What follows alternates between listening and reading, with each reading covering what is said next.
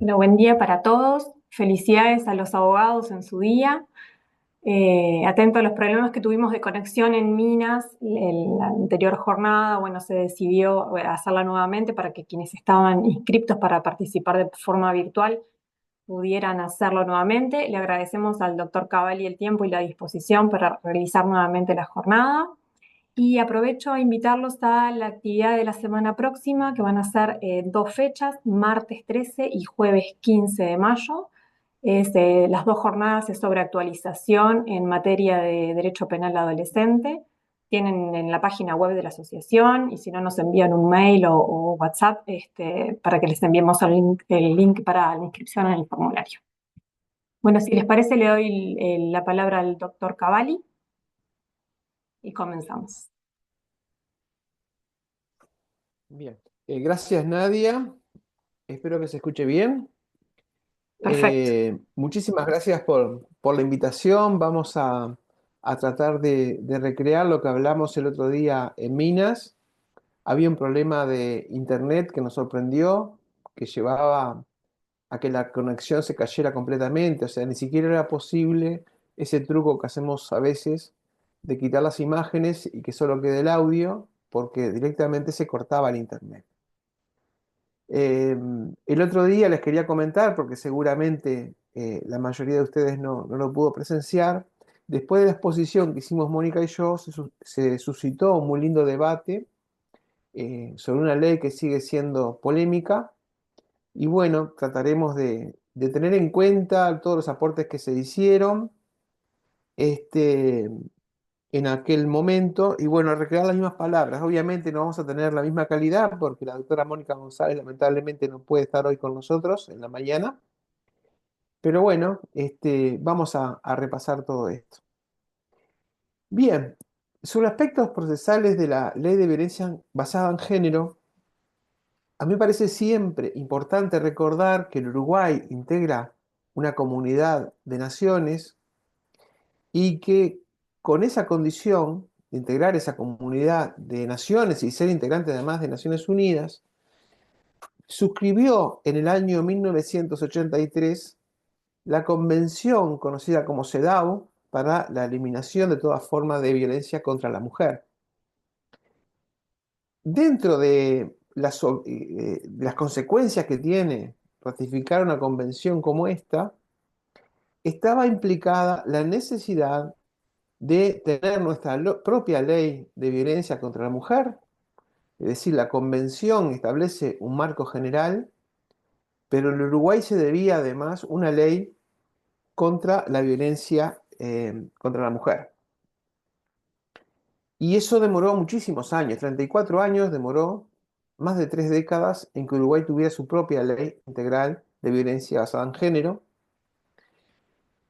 Y tiene la característica de que obviamente recoge muchas de las cuestiones básicas planteadas en la convención, las reproduce, las especifica, porque nuestra ley es mucho más extensa que esa convención, recoge un montón de experiencias prácticas, es muy novedoso en el sentido de que incorpora como víctimas de la violencia basada en género a los varones, niños y adolescentes, varones, además de todas las mujeres, cualquiera sea su edad.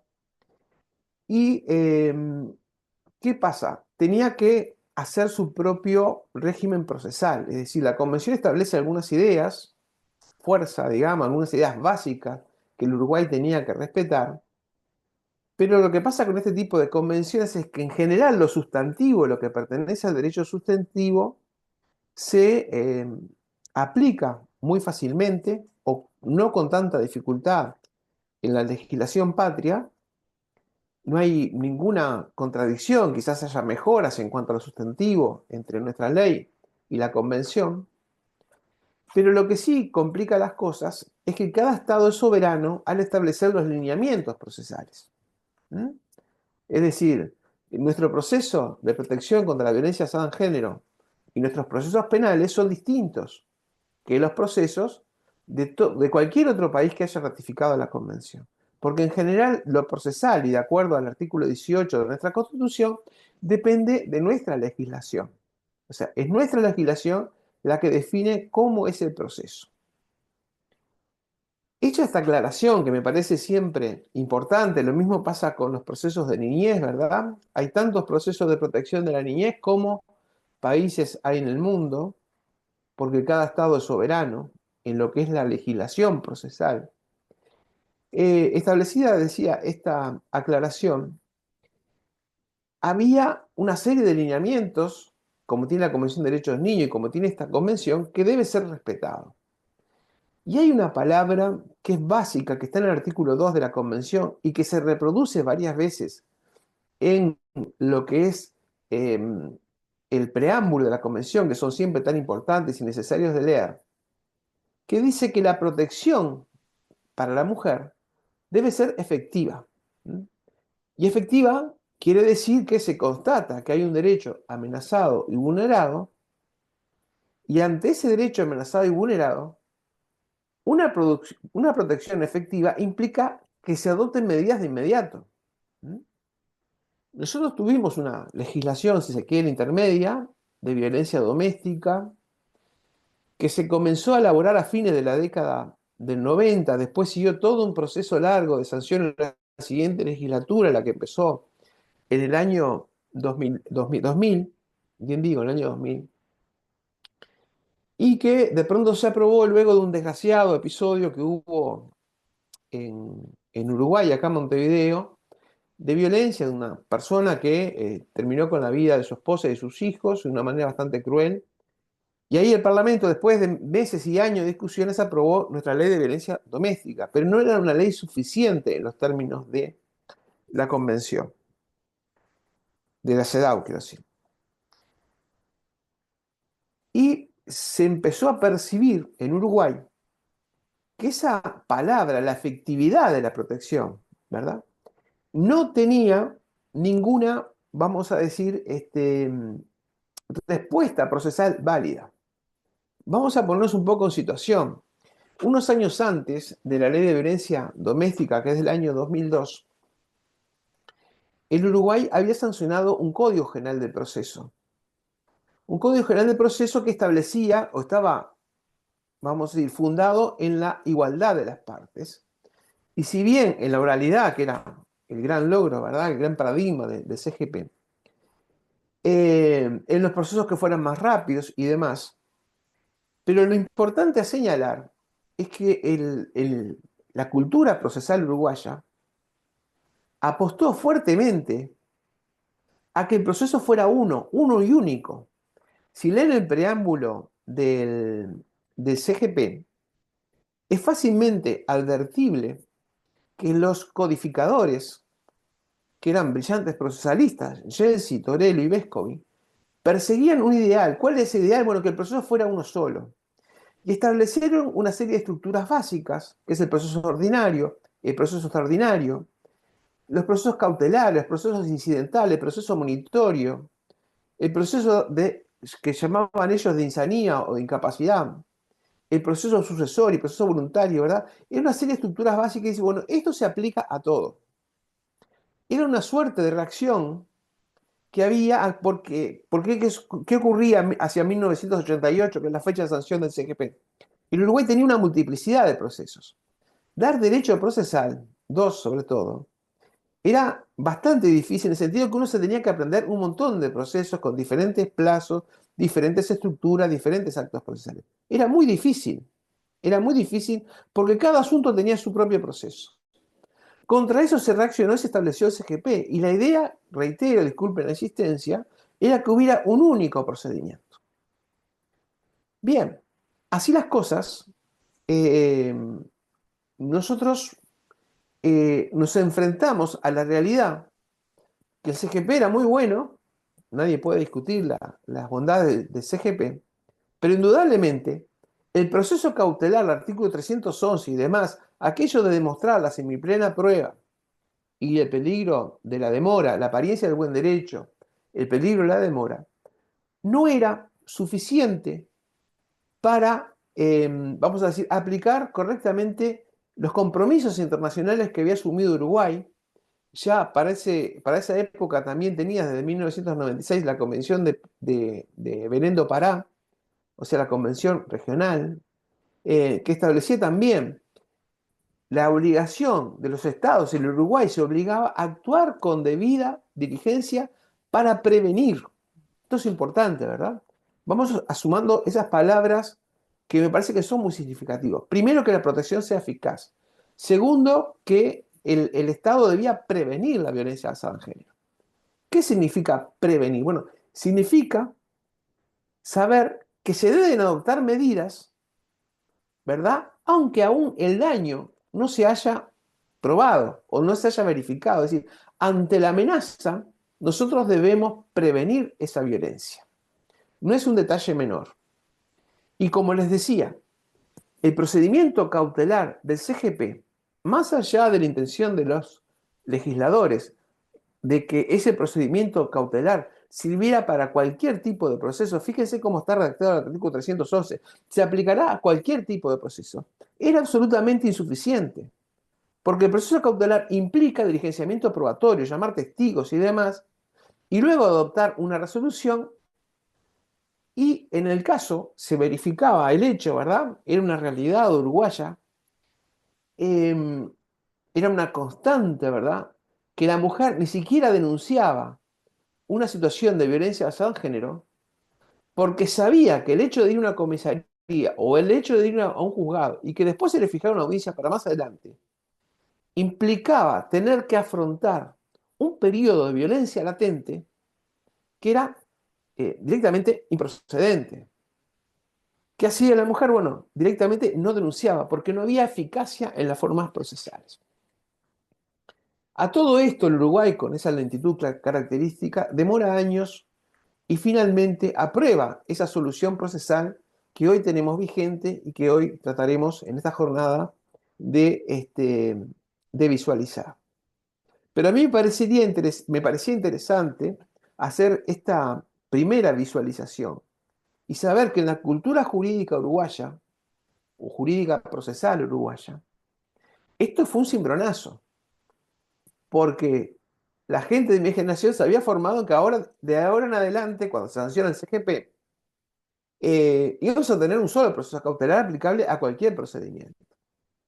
Y sí, es aplicable a muchos procedimientos, pero el tema que no era lo suficiente garante, ni siquiera cumplía con las condiciones a las que el Uruguay se había sumado a través de la Convención para la Eliminación de toda forma de violencia contra la mujer, la CEDAW, y la Convención de Pará. No se podía prevenir, no se podía brindar una protección eficaz a partir del momento en que el Estado toma conocimiento que hay una situación de amenaza o de violencia contra una mujer en razón de su género. Había que ser, entonces, había que pensar en una modificación legislativa y el producto que tuvimos fue el que conocemos ahora como el de la Ley de Violencia Basada en Género, con su parte procesal que es tan polémica. Hace unos años atrás, cuando recién se había sancionado la ley, una jornada de derecho procesal en Minas, justamente, donde hubo grandes cuestionamientos de algunos procesalistas a esta ley, ¿verdad? La consideraban que no brindaba garantía suficiente, que es esto que con una llamada telefónica ya se disponen medidas, con una audiencia muy breve, con una muy breve instrucción. Y sí, uno podría advertir en ese momento, creo que fue en abril del año 19, de que había un choque cultural. Es decir, nuestra formación, sobre todo los abogados que ya éramos veteranos en ese momento, estábamos advirtiendo de que esto era, ¿cómo es esto? Que un juez, ¿verdad? Toma una declaración de la víctima y ya le tiene que creer y ya tiene que disponer medidas. Porque para nosotros habíamos sido formados en otra idea, de que esto había que probar la semiplena prueba del derecho, ¿verdad? El derecho de la mujer tenía esa obligación, esa carga probatoria con testigos o con las medidas probatorias que fuera, de probarle al juez, al órgano o al tribunal, ¿verdad? Que había amenaza o violencia contra ella y que había peligro si el Estado no actuaba diligentemente. Y bueno, esas voces aún hoy continúan, es una forma procesal muy criticada. Yo particularmente soy muy crítico con la forma procesal, me parece que podrían pensarse en procesos mejores, digamos, sobre todo a partir de prestigiar el rol de la defensa y prestigiar el rol del Estado asistiendo a la mujer víctima y no tanto haciendo depositar todo en el tribunal, todas esas responsabilidades que deposita la ley en el tribunal, no para quitarnos trabajo, es simplemente para mejorar la calidad del servicio de justicia y sobre todo para asegurar los derechos de la mujer. Pero bueno, eso iremos más adelante a ver. Eh,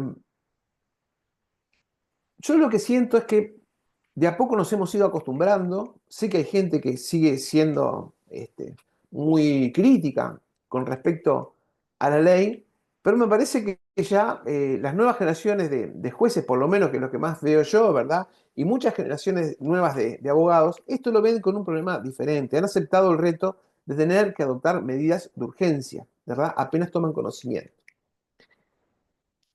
Y aquí, el otro día en Minas repasábamos lo que son las enseñanzas del profesor Barrios de Ángeles, que a mí me parece que vienen como anillo al dedo a efectos de estudiar cómo es el procedimiento y las razones por las cuales este procedimiento es así. Él desarrolló toda una teoría del proceso, la publicó en el año 2002. Es un libro muy interesante. A mí me parece que es brillante, más allá de que en muchas cuestiones uno no opinaba lo mismo que él y estaban las antípodas.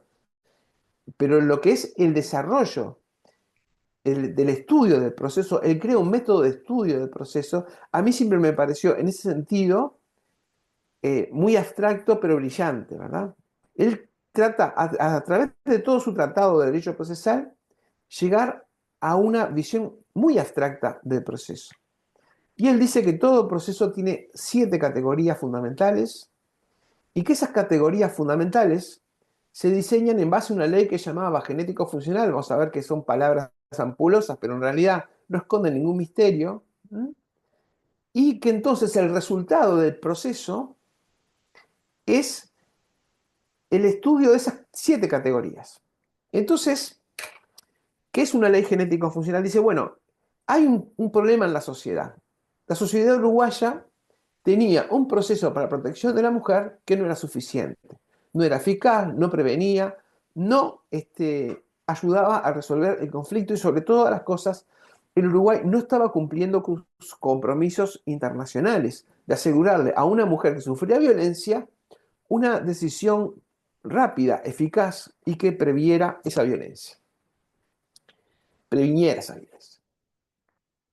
Esa era la insatisfacción jurídica de la que habla Barrios. Entonces dice, ¿por qué la ley es genética en principio? Bueno, él habla de la ley genética procesal porque dice que eso es la génesis, ese problema es la génesis que va creando las otras categorías del proceso. Entonces, una de las 7 categorías es el objeto del proceso. Dice, bueno, ¿cuál es el objeto de este proceso? El legislador uruguayo comenzó a estudiarlo, estudiar la insatisfacción y dijo, bueno, acá el objeto del proceso es que hay una situación de amenaza o vulneración de derechos rápido. ¿Verdad? Es detectar si existe esa amenaza o vulneración de derechos a vivir libre de violencia y adoptar las medidas que restituyan derechos a la mujer niña o niño o adolescente que estuviera siendo violentado en razón de esa violencia generada en el género o basada en el género.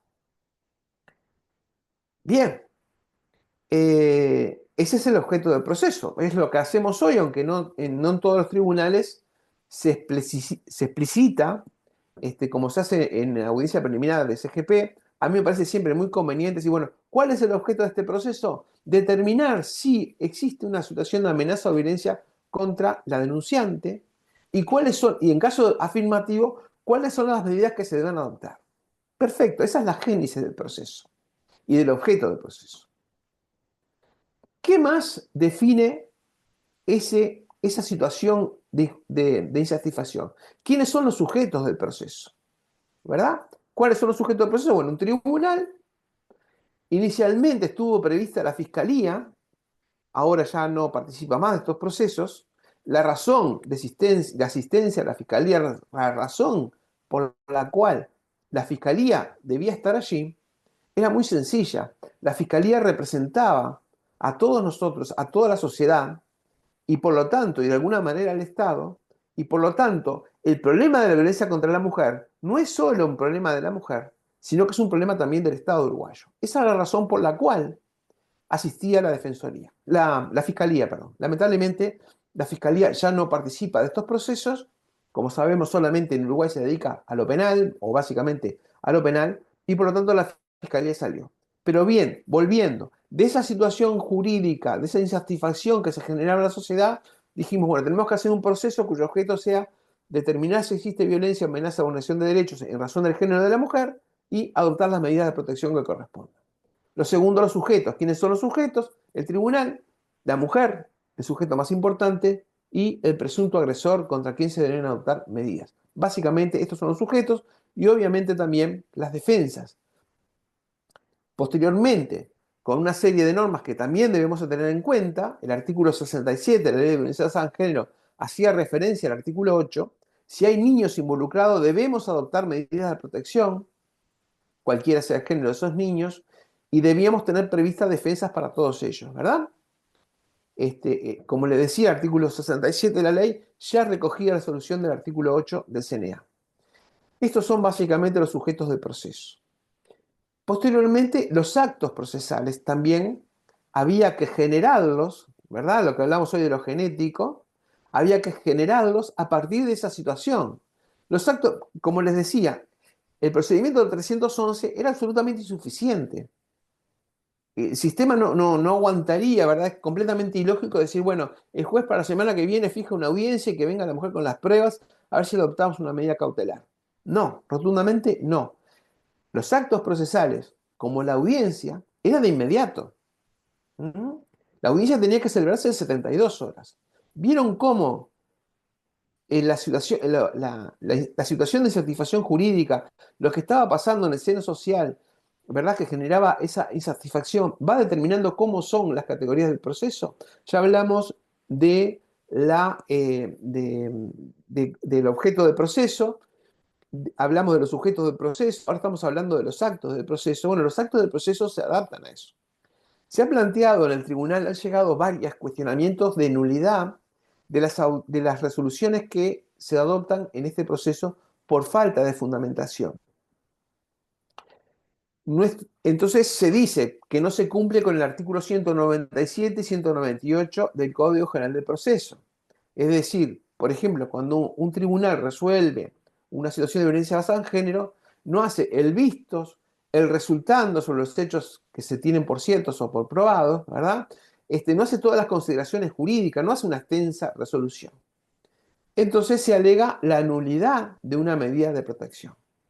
Nosotros en el tribunal, justamente en base a esta teoría de Barrios, decimos, bueno, pero si un tribunal tiene que adoptar esta resolución en minutos, es lógico que el acto sentencia no reúne la calidad o vamos a decir, toda la argumentación que debe tener, por ejemplo, una sentencia que resuelve un juicio que llevó 4 años y que el magistrado tiene 30 días para hacerlo. Entonces, para nosotros es razonable. El juez puede decir, bueno, lo llamo para resolución y dentro de 20 días hábiles saca una sentencia interlocutoria preciosa. No, lo tiene que resolver en audiencia.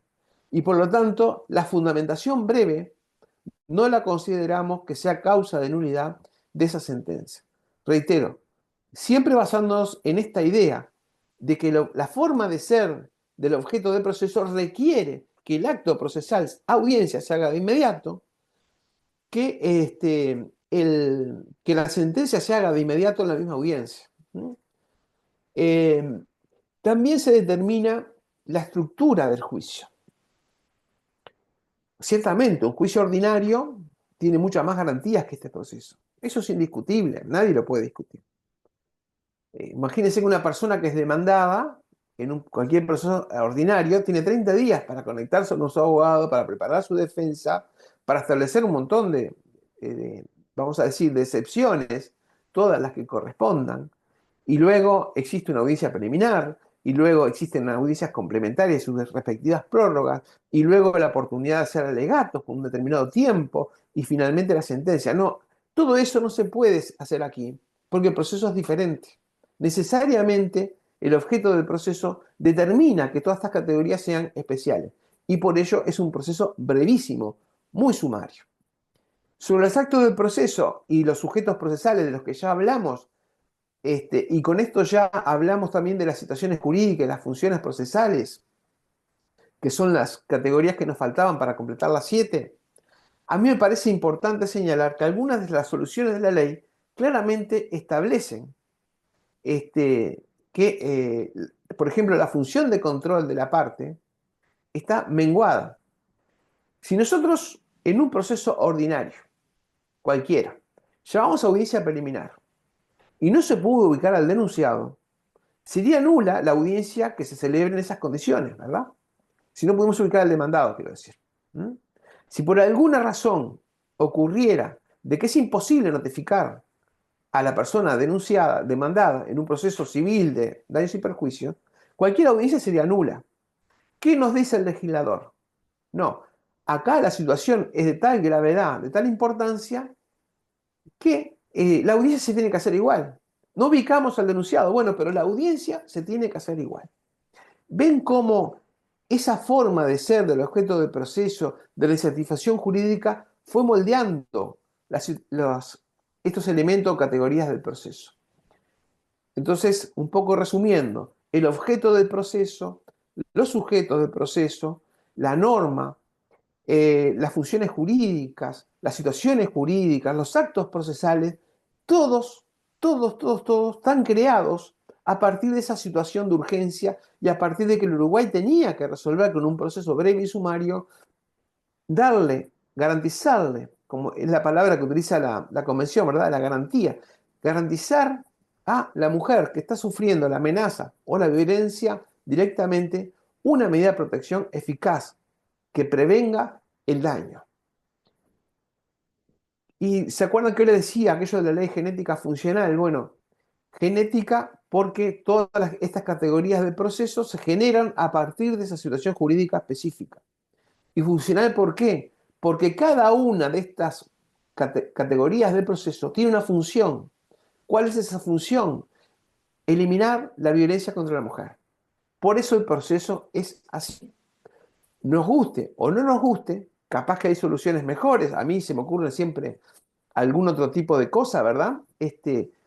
Pero lo que tenía que hacer el legislador uruguayo es crear un proceso que rápidamente elimine esta insatisfacción jurídica que se generaba en la sociedad a partir de la violencia contra la mujer. Bien, esto no es nuevo, es decir, siempre recordamos cuando el legislador tiene que hacer, por ejemplo, un proceso sucesorio, un proceso de partición, por ejemplo, la partición que trae tantos problemas procesales. Una partición no puede ser igual que un proceso ordinario. De hecho, el artículo 420 del CGP se remite a la estructura del proceso particionario que está en el Código Civil. Es la norma procesal más antigua que tiene el Uruguay.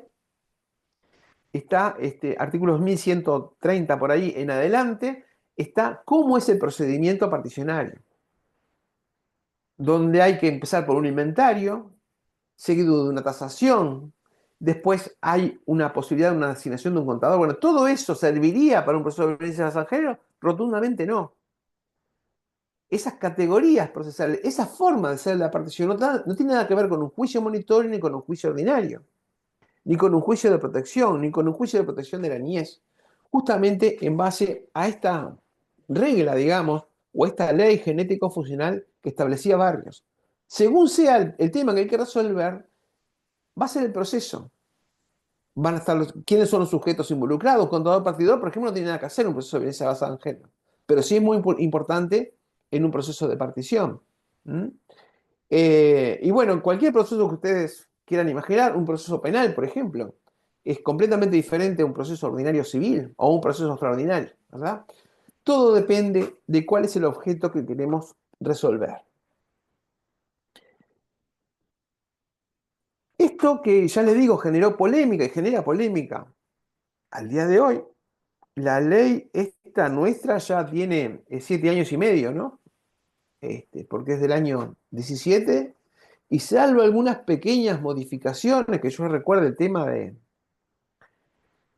las tobilleras para adolescentes, y alguna otra cosa más menor, sigue vigente, ¿no? y han pasado gobiernos de distintos signos políticos y sigue vigente. Por lo tanto, reconozcamos que hay cierto mérito, ¿verdad?, de que aún no se ha modificado. Para mí, de cualquier manera, y si quieren después lo hablamos, es mejorable en algunos aspectos, reitero, que me parece que la ley precisó mucho prestigiar a la defensa. Hay un tema de que yo siempre lo recuerdo, que me parece bien sintomático, ¿no? Es una ley de violencia basada en género, hecho para la protección de los derechos de la mujer contra la discriminación que surge de cualquier tipo de violencia. Sin embargo, creo que la ley nombra casi 10 veces la palabra juez, nunca habla de tribunales. El juez hará, el juez dejará de hacer tal cosa, el juez convocará audiencia, el juez adoptará. Es rarísimo, ¿no? Y sobre todo es rarísimo cuando la mayoría de los magistradas, ¿verdad?, son mujeres en el Poder Judicial uruguayo, tanto en familia como familia especializada, predomina la mujer, en una proporción que siempre está entre el 65 y el 70%, desde hace unos cuantos años. Pero bueno, les decía, nombra muchas veces la palabra juez y nombra muy poco la defensa. Pero bueno, son cosas que habría que ir considerando con el tiempo y capaz que si tenemos algunos minutos lo podemos hablar por acá. Esta es la parte polémica, que sigue siendo polémica, pero hay algo más todavía, que es una deriva de la doctrina especializada uruguaya y de la jurisprudencia uruguaya, que es la aplicación del llamado principio de precaución o principio de prevención, que es muy sólido en la jurisprudencia uruguaya. ¿Mm?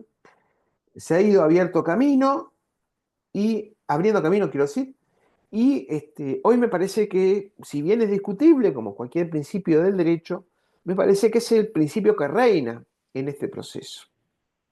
¿Qué es el principio de precaución? Bueno, el principio de precaución es lo que permite que se adopten medidas legales, es decir, están toleradas o expuestas por la ley, idóneas, que sean pertinentes para la protección contra cualquier acto de violencia, ¿no?, que se adopten aún antes de haberse diligenciado medios probatorios que lleven al convencimiento del tribunal de la existencia de la violencia. ¿Mm?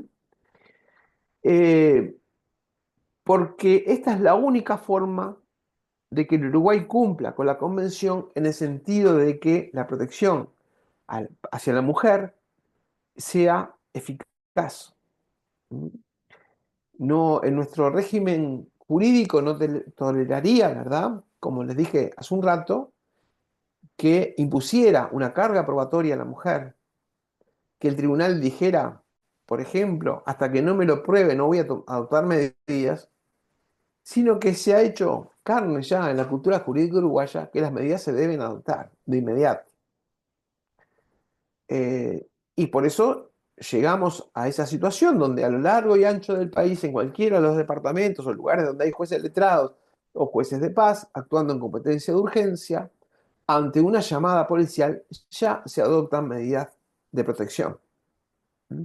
Porque si se le ha dado tanto protagonismo como esta ley le da al Poder Judicial, el Poder Judicial tiene, como les decía, ese protagonismo de ser el que de inmediato debe asegurar una protección eficaz. Y esa protección eficaz no se va a lograr ni siquiera en la audiencia de 72 horas, porque se abre un periodo de tiempo crítico, que es a partir de la mujer que siente violencia, formula esa denuncia. ¿Por qué periodo crítico? Bueno, porque esa violencia se puede incrementar en ese lapso sensiblemente cuando el agresor advierte que fue denunciado. ¿Verdad? Entonces, como les decía, dada que esa protección fue encargada al Poder Judicial en forma primordial, esa responsabilidad la tienen los jueces, es de inmediato que debe adoptar medidas, se trabaja de esta forma, ¿verdad? Y es lo que, reitero, y disculpen capaz que sea un argumento de fuerza, es lo que viene primando ya de por lo menos hace 7 años, ya primaba de alguna manera en la ley de violencia doméstica, pero ahora ha quedado clarísimo y no han existido modificaciones legislativas. Dice el artículo 59, cualquier persona que tome conocimiento de un hecho de violencia basada en género puede, por cualquier medio, dar noticia al tribunal o a la fiscalía competente, los que adoptarán de inmediato las medidas de protección urgentes que estimen pertinentes de acuerdo a lo previsto en esta ley. O sea que es de inmediato. O sea, lo inmediato es que no admite demora. Eh, vean ustedes esto, ¿no? Yo alcancé a ver, capaz que hay algún abogado que haya trabajado en la época acá, en la época de violencia doméstica, rechazo de denuncias porque no contenían firma letrada. O sea, se presentaba una denuncia de violencia doméstica en la baranda de un tribunal cualquiera, un juzgado cualquiera, y decían, no, vengan con firma letrada. Eso pasó, obviamente ya no pasa, pero un poco retomando, yendo hacia atrás, cómo el proceso se fue adaptando o se diseñó en base al objeto del proceso. A nadie se le ocurre, pienso que a nadie se le ocurre hoy, si en un juzgado recibe una denuncia de esta, rechazar el escrito porque no agregó la constancia de voto o viene sin firma letrada o algo por el estilo, ¿verdad? Y la protección es inmediata. Siempre que la noticia presente verosimilitud, no le cabrá responsabilidad de tipo alguno a quien la hubiera dado. Es decir, esta es una norma que también que fue criticada en su momento, pero sigue vigente, en el sentido de que no se responsabiliza a la persona que a partir de un momento, de una situación que presentaba verosimilitud, hace la denuncia. Bien, hay una serie de referencias a la sede de la Fiscalía que le obliga al tribunal a vigilar que la víctima tenga asegurada la defensa letrada disponiendo lo necesario al efecto, ¿verdad? Esta es una de las cuestiones básicas que me parece siempre importante resaltar, es el Estado el que debe garantizar la asistencia letrada a la víctima. Y hay una referencia al Código General del Proceso, que es una norma supletoria. Siempre recordemos, es algo que estamos en deuda, ¿verdad? Que la ley fue diseñada para que tanto el proceso de protección como el proceso penal que eventualmente pudiera ocurrir se celebre ante un mismo tribunal y que la víctima solamente declare una vez y no se esté reiterando esa declaración. Está clarísimo el principio en el artículo 8. Bueno, lamentablemente esto no se ha podido instaurar debidamente, ni siquiera en los juzgados de violencia basada en género que ya están trabajando en el país, de acuerdo a la ley. Hay que hacer alguna reforma procesal, de momento no se ha logrado, Bueno, pero todo era un principio bien. bien... Hola, sí, era un principio bien interesante que quizás al país pueda avanzar. Sobre todo, a mí me preocupa mucho en los delitos de violencia sexual o en las situaciones de abuso sexual, que de alguna manera se puede instrumentar esto, ¿verdad? Que el proceso penal corra en paralelo con el proceso de protección, porque esa fue la intención de la ley, y bueno, es lo que quisiéramos tener todos, ¿no? Siempre respetando, obviamente, todas las garantías de todos los sujetos, particularmente en el proceso penal, nadie está hablando aquí de quitarle garantía a los imputados, pero sí de una respuesta rápida del Estado. Veremos cómo va a ser eso a futuro. Bueno, a mí me parece bien que para estudiar la estructura de este proceso lo dividamos en tres fases. Una fase primera, que es la preliminar, que comienza cuando, bueno, el proceso comienza cuando un juez toma conocimiento de la situación, sea por la policía, sea por la denuncia en baranda, sea por una noticia que viene de otro juzgado, en fin, no hay límites en esto, ¿verdad? Cualquiera sea la forma que un tribunal toma conocimiento de esta situación, comienza esa primera fase que habla de la adopción de medidas inmediatas. Eh, Son medidas urgentes, ¿verdad? Las que se adoptan según las características de los hechos que se denuncian. En particular, la gravedad, la periodicidad, así como los antecedentes que pudieran corresponder. Esa primera fase entonces es la de toma de conocimiento de la situación. Yo insisto mucho en la necesidad de la elaboración de actas de conocimiento que tendrían que hacer los tribunales, como se hacía antes en penal, y luego se fue extendiendo a otras materias. Y particularmente aquí me parece básico, en el sentido que el tribunal que toma conocimiento de una situación de violencia de género tiene que hacer un acta de conocimiento y tiene que redactar una resolución. ¿Mm? Eh, Se han realizado formularios. Hay un manual de buenas prácticas de ley de violencia basada en género que hizo la Asociación de Magistrados del Uruguay, que contiene esos formularios, que me parecen muy importantes y de tenerlos en cuenta. Por lo siguiente, han ocurrido episodios desgraciados que se verificaron, digamos, entre la denuncia y la toma de la audiencia. Entonces, cuando un juez toma conocimiento y dicta una resolución, en general, como vamos a ver, es la convocatoria a audiencia y que se haga el trabajo de TEC, el informe de TEC, eso es una sentencia interlocutoria. Y esa sentencia interlocutoria no puede ser que no quede estampada en un acta judicial. Entonces, les decía que quizás contra ello conspire de que normalmente los jueces pueden recibir muchas violencias en el transcurso de unos pocos minutos. Bueno, pero se han diseñado formularios para poner los datos básicos, quién es la autoridad que comunica, a qué hora, la fecha de la hora, ¿verdad? ¿Cuál es el relato de los hechos de la víctima? ¿Cuál es la situación que la policía puede agregar? Y ya les digo, ¿cuál es la resolución que se adopta? Que todo eso quede estampado en un acta judicial. Yo he participado en un procedimiento administrativo, un proceso disciplinario por el Poder Judicial, y francamente me causa desazón el hecho de que esa resolución, si falta el acta, solamente queda estampada en el sistema de gestión policial. O sea, una sentencia interlocutoria que quede solamente estampada en el sistema de gestión policial no es adecuado. El acta de conocimiento del tribunal, cuando la denuncia viene de parte de la policía, tendría que ser la foja número 1 de cualquier expediente de protección.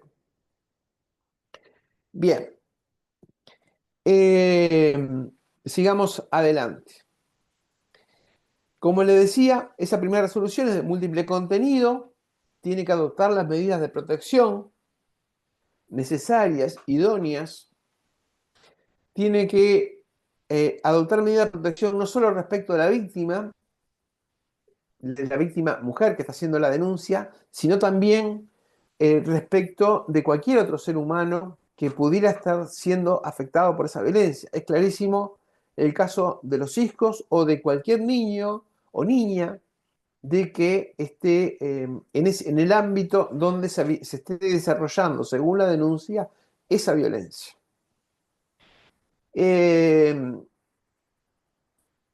Tiene que convocar audiencia, les decía, y tiene que disponer el informe técnico. Es claro que el conocimiento que tiene el tribunal en esta primera fase del proceso es muy precario. Generalmente la única fuente de conocimiento no es ni siquiera lo que habló con la víctima, es lo que la policía le dice que la víctima dijo. ¿Mm? Por eso hay que tomar todo esto con pinzas.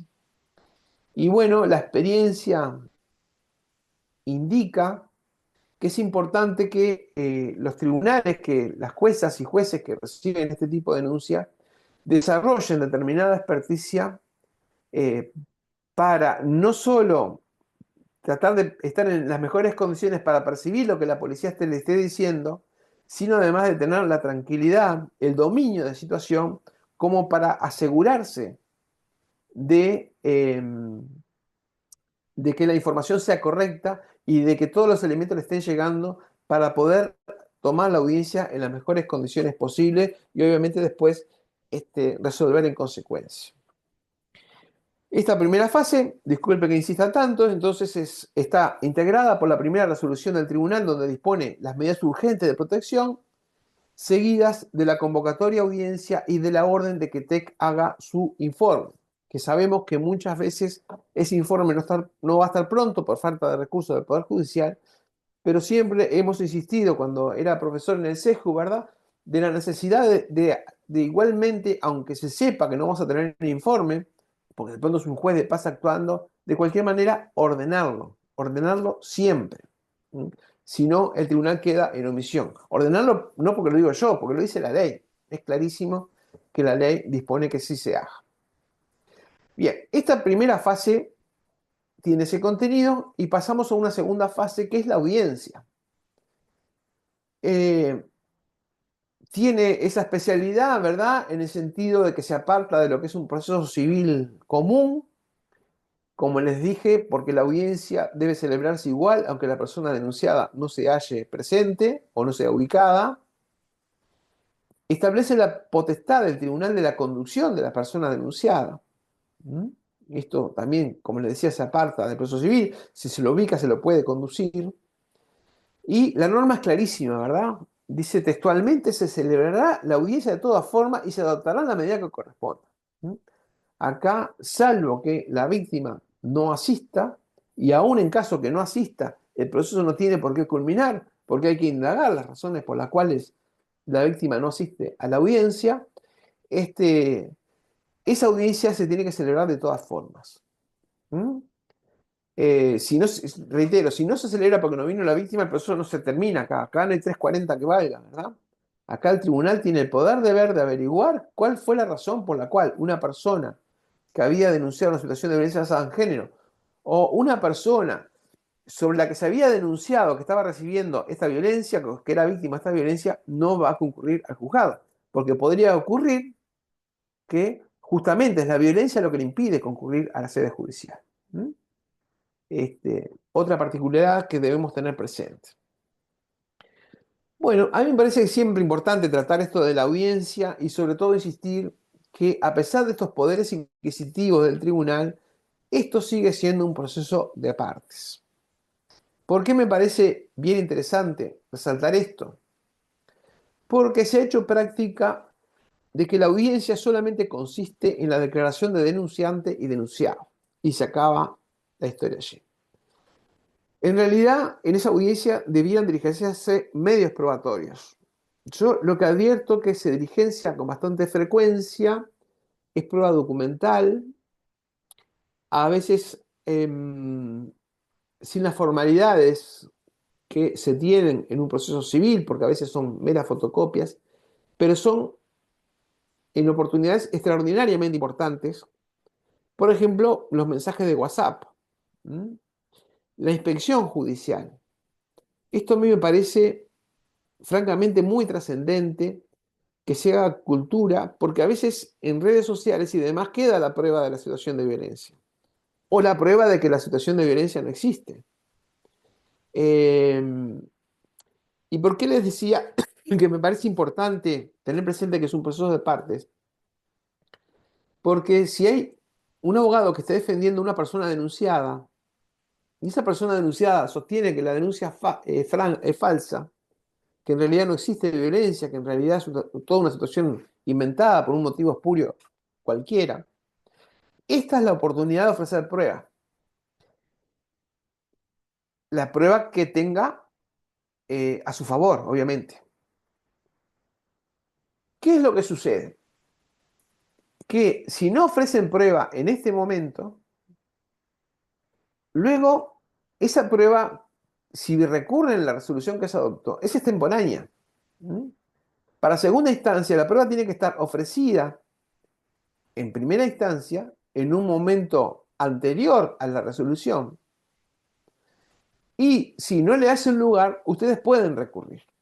Es decir, el abogado que esté defendiendo a una persona denunciada, como también a la víctima, ¿verdad?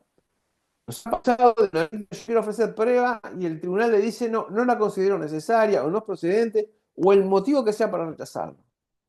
En ese momento, a mí me parece de buena práctica que se exija dejar constancia de esa situación, no se diligencia a prueba y anunciar apelación. Porque si después la medida es perjudicial para el cliente o para la persona defendida, van a estar habilitados para apelar no solo a la resolución, sino a apelar el hecho de que no se diligenció prueba. Eh, a veces se pierde un poco la noción de esto y nos ha pasado de que recién cuando se apela la resolución final de la audiencia, recién allí se ofrece la prueba. O incluso nos dicen, bueno, nosotros le dijimos a la jueza que viera, que revisara tal celular o que revisara tal prueba y no lo quiso hacer. Bueno, pero no basta con quejarse. ¿Mm? Tendría que existir un pedido de prueba anterior, un rechazo de esa prueba y el anuncio de un recurso, porque si no, la prueba en segunda instancia, planteada solamente con la apelación de la resolución final, es generalmente inadmisible es extemporánea, salvo que fuera un medio probatorio que es posterior al momento, es conocido posteriormente al momento en que se dictó la resolución. No sé si soy claro en esto, pero a mí me parece importante resaltar, y como siempre lo decimos, que es un proceso de partes y que la calidad del juicio, del producto final como juicio, siempre va a mejorar con labores eficaces de los abogados. Si el abogado se olvida de alegar que tiene un medio probatorio importante y luego la resolución no lo satisface, ¿m? Nos ha pasado tanto con denunciantes como denunciados, ¿verdad? Por ejemplo, se recurre porque no se aplicó el dispositivo electrónico de control, la tobillera. Acá se puso tobillera en un caso claro de tobillera. Y esa persona, esa parte denunciante, contaba con una prueba que probaba la existencia de un peligro de muerte o la amenaza a la vida de la persona. ¿Mm? Y una amenaza virtual, es decir, no una amenaza cualquiera. O contaba con un testimonio que pudiera acreditar esa violencia extrema. Bueno, a mí me parece que hay que ofrecer esa prueba en forma oportuna. Y finalmente, existe una tercera fase que podríamos llamar resolutiva, que es la fase donde ya se celebró la audiencia y el tribunal adopta la resolución de protección. Esa resolución de protección, que obviamente es una sentencia interlocutoria que puede ser recurrida. Eh, a mí me parece que hay que distinguir aquí esas dos situaciones procesales. La primera situación de la primera fase, cuando el tribunal toma conocimiento, de la fase final. Y en esto quiero aclarar que estoy en una mayoría absoluta. Recuerdo cuando poníamos pruebas en el CEJU, eh, con parte de entrenamiento para magistradas y magistrados, presentábamos casos donde era muy dudosa si la denuncia era cierta o no. Incluso llegábamos a establecer que la mujer iba a la comisaría de la mujer y en el mismo instante estaba siendo denunciada en la seccional barrial. Entonces, una parte daba una versión, la otra una parte completamente contraria. Y esos casos hipotéticos tenían un mínimo de material, pero que era suficiente como para determinar que podía ser la denuncia cierta o no, o podía ser un invento de la denunciante, ¿verdad? O sea, estaban diseñados justamente para suscitar esas dudas. A mí me parece que correctamente se resolvían medidas de protección, por lo del artículo 59, ¿verdad? El juez apenas toma conocimiento, tiene que hacer algo, no puede decir, bueno, voy a esperar la audiencia a ver qué se prueba. No, tiene que adoptar medidas de protección. Lo que yo soy contrario a que se establezcan medidas, sobre todo respecto de los hijos o de los niños que estén afectados por 180 días en la llamada telefónica. A mí me parece que la medida de protección tiene que tener vigencia solamente hasta la audiencia. Después, cuando se toma la audiencia, ahí sí podemos hablar de esos plazos máximos que establece la ley de 180 días o de 90 días o lo que fuera. Pero a mí me parece que es importante para prestigiar este proceso, para que no se diga de que todo esto es a favor de la mujer y que se discrimina demasiado en favor de ella, hacer esta distinción. Una cosa es lo primero, el primer conocimiento. Entonces yo adopto medidas de protección, pero tienen que ser hasta el momento de celebración de la audiencia. La segunda sí. La ubicación del articulado, así se los dice. Ustedes van del artículo 59 al 64, está diseñado todo el proceso de protección. Y después recién a partir del artículo 65 en adelante está la esencia de las medidas de ejecución de esa protección, que son las medidas de no acercamiento, el dispositivo electrónico, la prohibición de visitas si procede, las pensiones alimenticias, en fin, toda esa serie de medidas que, como les comentaban, están después del artículo 64 y no antes. Por eso a mí me parece importante diseñar estas, o tener presentes estas tres fases, ¿verdad? Lo que es la primera fase, donde el conocimiento es muy, pero muy precario, es lo que nos dice la policía que ha ocurrido, y luego una fase ulterior cuando supuestamente vamos a tener informe de TEC, algunos juzgados sí lo tienen, y la declaración de ambas partes, sobre todo el conocimiento a personal, ¿verdad? Toda esa rica información que da la audiencia para establecer esas medidas ya por el plazo máximo que establece la ley.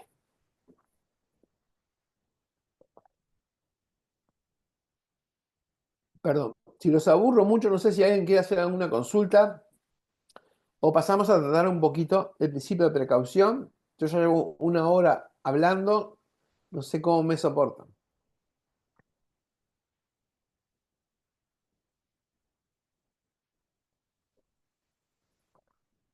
Bueno, de momento no hay ninguna pregunta, así que sigamos adelante con, el tema procesal y me gustaría Hay una mano hablar un poco de levantada, principio. doctor. Perdón, María Ah, Mascheroni tiene la perdón, mano sí. levantada. Sí, adelante, doctora, disculpen, no había visto. ¿Qué tal? Buenos días para todos. Sí, a mí me quedó la duda en cuanto a que en audiencia, justamente en audiencia, muchas veces es muy difícil presentar prueba y que se tomen y diligenciarla, entonces uno dice, bueno, perfecto. Es más, muchos jueces también te dicen, bueno, doctora, si no está de acuerdo, apele. Y luego en apelación encontrarse con que todo el conjunto probatorio que uno puede llegar a presentar sea considerado extemporáneo. Desde el punto de vista procesal, ¿cuál es el fundamento? ¿Es la aplicación del CGP? Ahí sí, en etapa de apelación, se aplicaría el CGP de forma, digamos, pura y dura, por decirlo de alguna manera. Esa es la inquietud que siempre tuve yo. Bien, importante pregunta. A mí Gracias. me parece que el principio que se aplica acá es el principio de preclusión, que está presente en cualquier proceso. Es decir, eso lo desarrolla muy bien el profesor Couture en su libro Fundamentos de Derecho Procesal Civil. Está excelente. Yo siempre humildemente recomiendo la lectura porque él lo explica en forma muy clara. Y él dice que el proceso se va desarrollando en etapas que son estancas. Es decir, hay una demanda y después que pasó la demanda hay un momento que se puede modificar esa demanda, ¿verdad? Hasta el momento de la contestación. Después no se puede presentar una nueva demanda sobre los mismos hechos. ¿Mm? Se cierra una etapa. Lo mismo le ocurre cuando llega el día 30 hábil siguiente a la notificación del demandado. En ese periodo tiene que contestar. Y después que están los actos de proposición, demanda y contestación, se cerró esa etapa. Y vamos a una etapa siguiente que es de las audiencias, la audiencia preliminar, la audiencia complementaria. ¿Cuándo es el momento de ofrecer prueba? Bueno, el momento de ofrecer prueba en el proceso civil es justamente en la demanda y en la contestación. ¿Por qué? Porque se cierra el proceso. El proceso necesariamente tiene que transitar etapas. Y una vez que se transita esa etapa, no se puede seguir adelante, ¿no? Es bien interesante, a mí me parece importantísimo siempre recordarlo. Estas enseñanzas de Couture que a mí me parece, como les decía, fantásticas, ¿no? En el sentido de que el proceso se tiene que desarrollar necesariamente en etapas.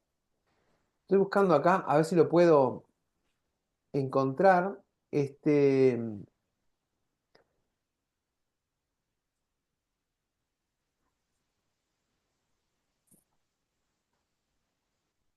Perdón, sí, doctor. sí, Entonces también en audiencia tendríamos que seguir el mismo criterio que tenemos en el marco de una audiencia preliminar, en los cuales también la audiencia preliminar es un acto judicial complejo. O sea, si no pediste una cosa, a medida que va avanzando, precluyó la oportunidad. Seguiríamos ese criterio. Sí, Entonces, que- porque, bueno, muchas veces eh, te dicen, bueno, no, en realidad son procesos así, o sea, como que esta área, la parte procesal no es, o sea, en violencia de género, como que la mayoría de los profesionales entienden que, bueno, son cuestiones livianas y no se tienen los debidos cuidados, digamos. Entonces, no sé, o con poco conocimiento de lo que es el derecho procesal, se entiende que simplemente es ir a una audiencia a hacer acto de presencia, cuando en realidad ahí es a donde se juega todo el partido. ujú. Lo que yo quería era un poco que usted me pueda aclarar eso, si estoy en lo cierto o No, no, no. no. No, la verdad que yo lo que quiero, lo que aspiro como persona que trabaja en el ámbito del derecho, es que este proceso sea lo mejor posible. Totalmente a esa idea que usted decía de que esto es un proceso. Esto no es Sí, un proceso más o menos. Acá se juega la vida de las personas, exacto. eventualmente el riesgo de muerte de una víctima, ¿verdad?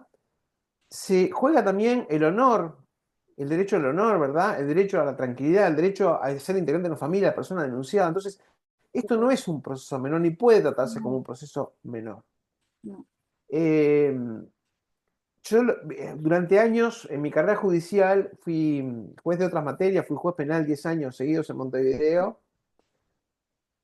y cuando se sanciona el CNA decía, yo era juez penal, reitero, y me acuerdo que tuve oportunidad de decirlo que familia y familia especializados, no digo que sean más importantes que cualquier otra materia, pero no pueden ser menos importantes. La cultura jurídica de nuestro país no nos indica eso. En general, por ejemplo, en derecho procesal se enseña muchísimo proceso civil. Cualquier abogado sale de una facultad de derecho, de una escuela de derecho del Uruguay, mucho más capacitado en cómo se cobra un cheque que en cómo seguir un procedimiento de estos. ¿Mm? Pasaba en mi época, eso de forma clara. Me acuerdo que los procesos de familia se daban en una clase, pero el proceso ejecutivo para el cobro de cheques llevaba varias clases. ¿Mm?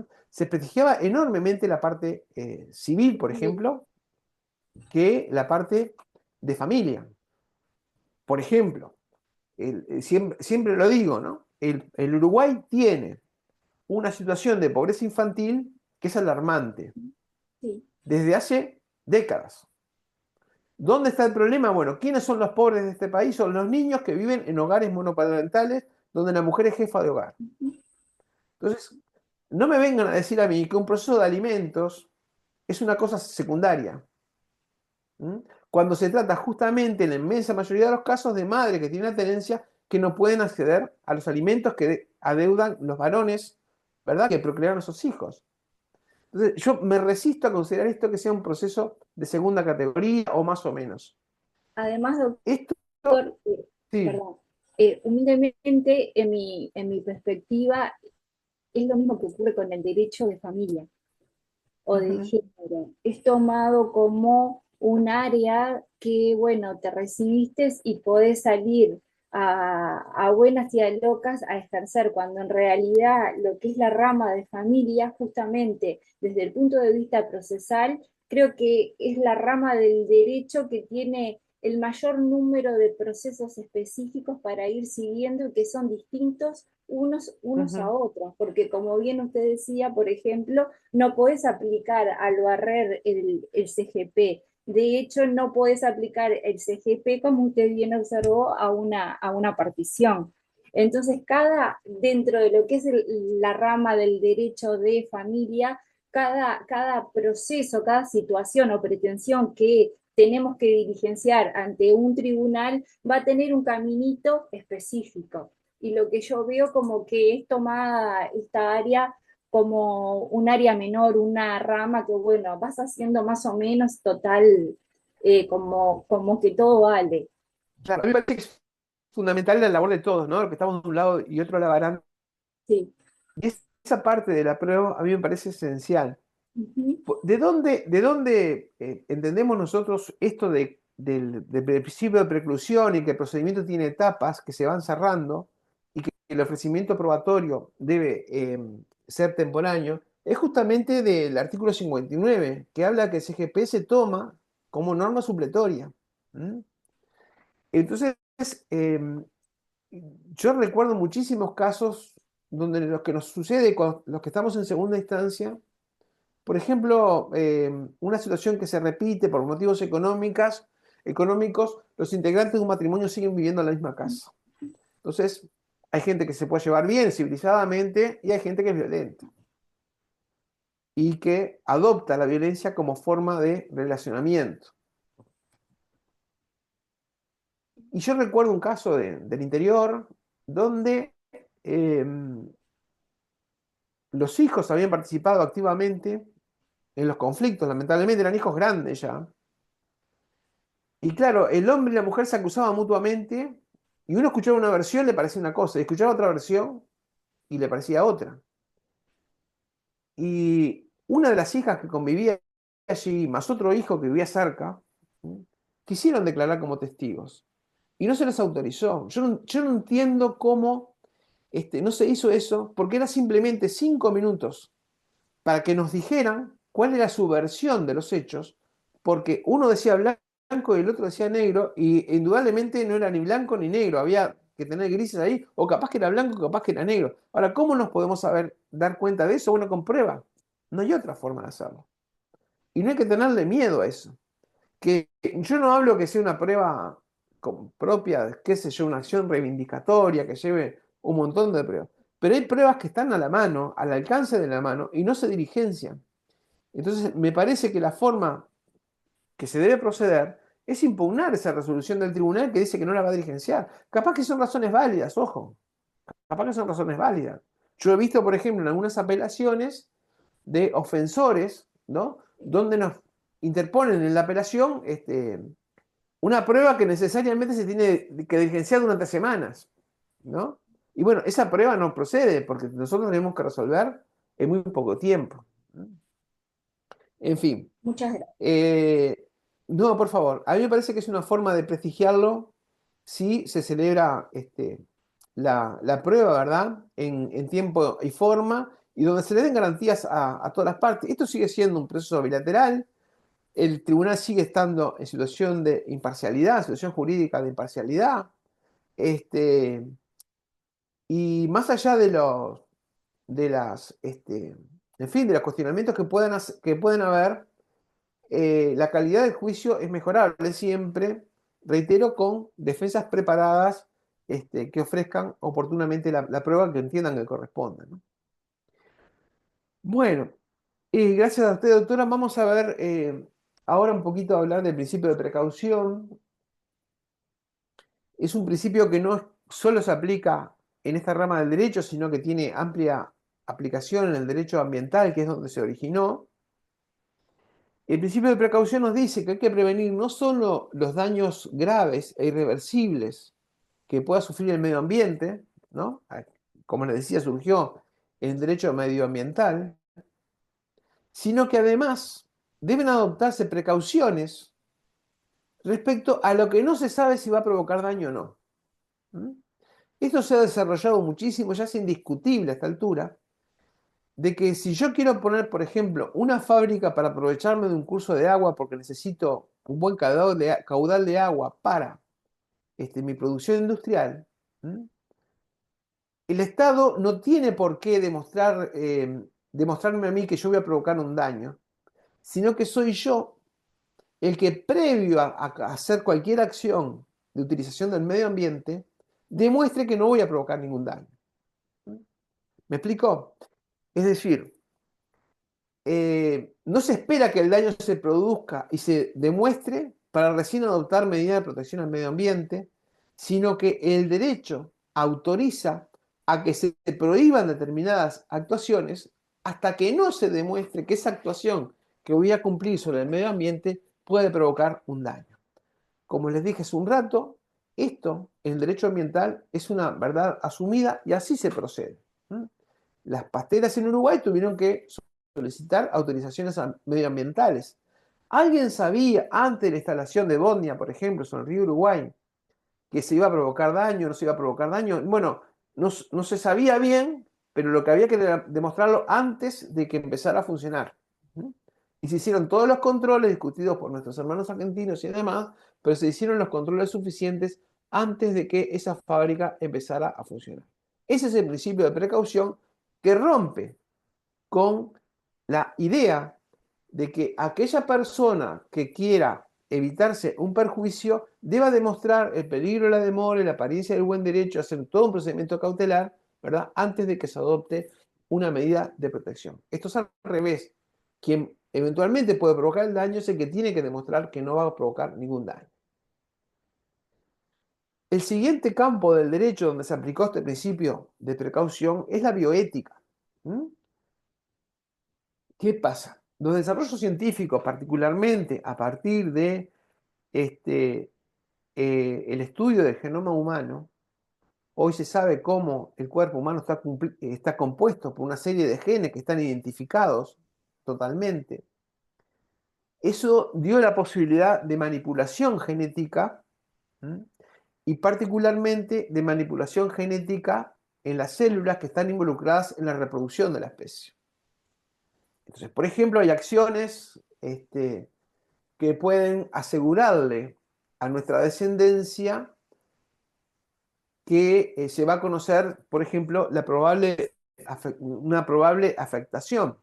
Es impresionante el desarrollo que ha tenido, como le decía, el estudio de la biología, el estudio del genoma humano, como para anticiparnos. Entonces surgen toda una serie de problemas éticos sobre si es posible o no disponer esas medidas, si debemos permanecer al margen y, por ejemplo, mientras nosotros no le demostremos a un científico que la manipulación que va a ser genética va a provocar un daño, el científico puede hacer lo que quiera.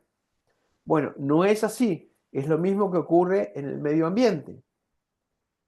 No sabemos si un determinado estudio va a provocar una mutación genética que después sea irreversible. Es decir, que la ciencia no la pueda gobernar y podríamos terminar en cualquier monstruosidad. Por lo tanto, en principio de precaución, ¿qué establece? Bueno, lo que establece que antes de adoptarse alguna conducta de este tipo, el científico deba demostrar que no va a producir ningún daño. Y como siempre decimos que en lo procesal y vinculado a cuestiones de violencia contra las personas, el criterio de precaución deriva de la responsabilidad que tenemos los que somos funcionarios del Estado uruguayo en evitar que se den situaciones de violencia.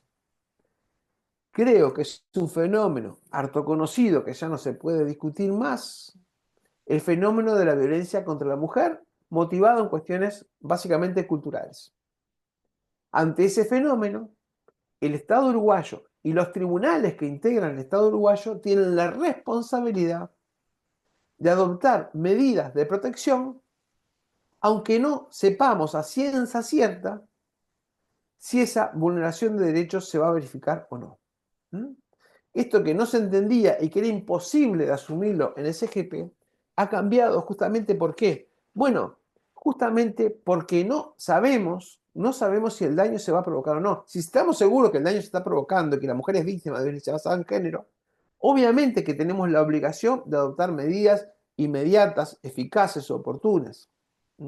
Pero aún en el caso de que no lo sepamos a ciencia cierta, ante la verosimilitud del hecho, corresponde la adopción de medidas. Indudablemente que estas resoluciones pueden provocar, por la precariedad que tiene el juicio en sí, por la brevedad que tiene, por lo sumario que es el juicio, pueden provocar enojos o daños. Y quizás nos hayamos equivocado un montón de veces en la adopción de medidas que no fueran necesarias y solamente las precavimos. Pero sentimos que es en cumplimiento de ese deber de precaución que nosotros debemos adoptar medidas. A veces viene la apelación y dice, bueno, pero yo no soy responsable de esta situación, la responsable es ella. Y bueno, sí, capaz que es ella la responsable de esa situación. Pero ante una situación de violencia, nosotros no estamos para determinar quién es responsable, hacer un juicio sobre la responsabilidad. Nuestro deber fundamental, el primero de todo, es evitar cualquier atisbo de violencia que haya, más allá de quién sea el responsable.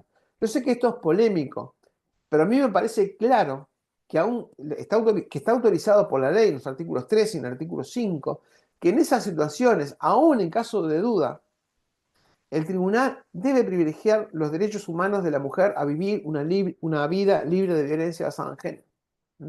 Por eso se adoptan medidas. Y bien, las apelaciones dicen, bueno, pero yo no soy culpable. Bueno, señor, no será culpable, pero es necesario el sacrificio menor, un sacrificio mucho menor, es que yo le imponga a usted el deber de no acercarse a la víctima, que estar esperando a ver si es cierto lo que dice la señora. Por eso se adoptan esas medidas que no reúnen, reitero, ni la vocación, ni la necesidad de demostrar quién es el culpable de la situación. Lo único que se persigue es evitar, en base a ese principio de precaución, que la violencia se genere.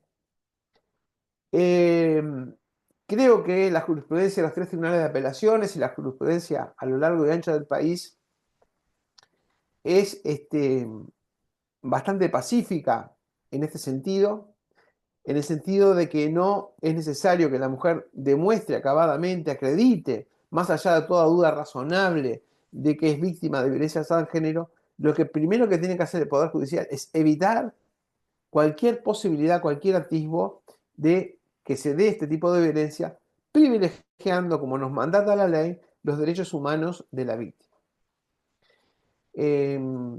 A veces hay apelaciones motivadas. Yo entiendo que, o sea, no lo soslayo para nada, que una persona puede sentirse afectada en su derecho al honor, me impusieron una medida cuando yo soy incapaz de hacer tal o cual cosa.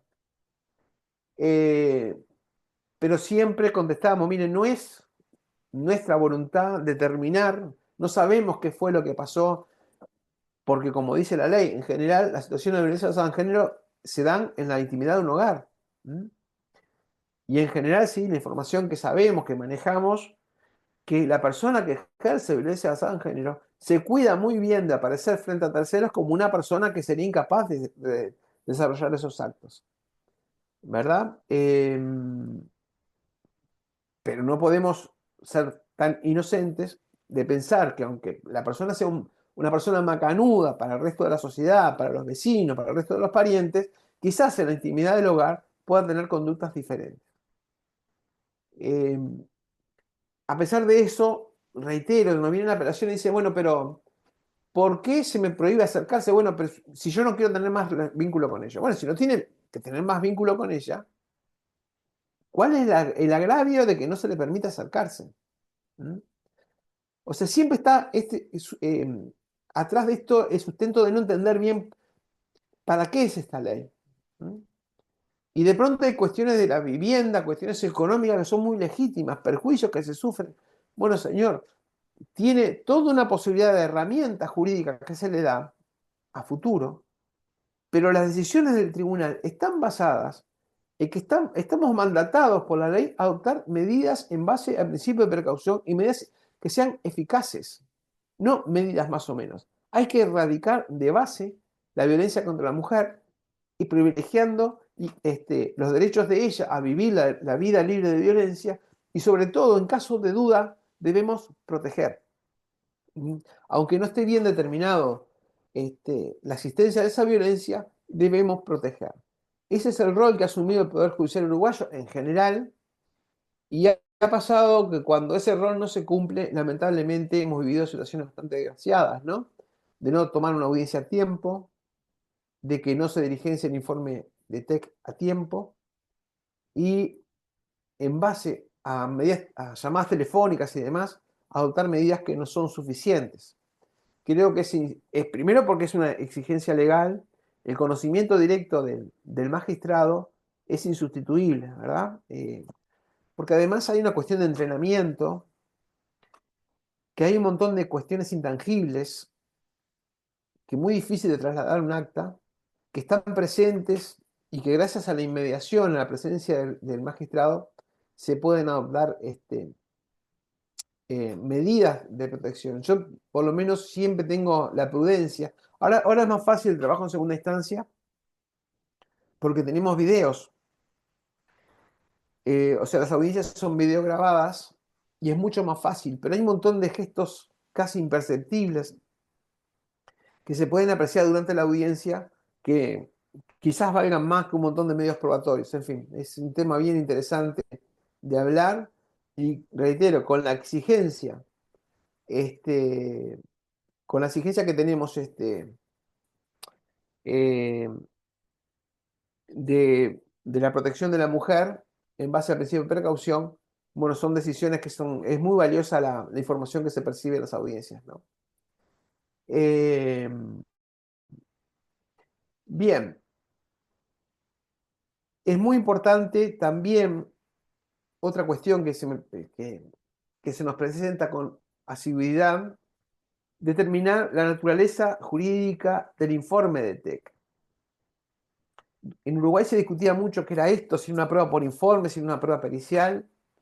A mí me parece que tiene todas las características de una prueba pericial, porque que un equipo multidisciplinario con conocimiento de áreas que escapan a los que somos abogados, hacen un informe en base, reitero, a los conocimientos que tienen de psicología, de psiquiatría, de medicina, de trabajo social.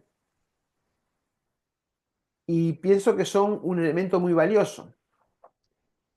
¿Esos informes se pueden equivocar? Sí, se pueden equivocar al catalogar un riesgo.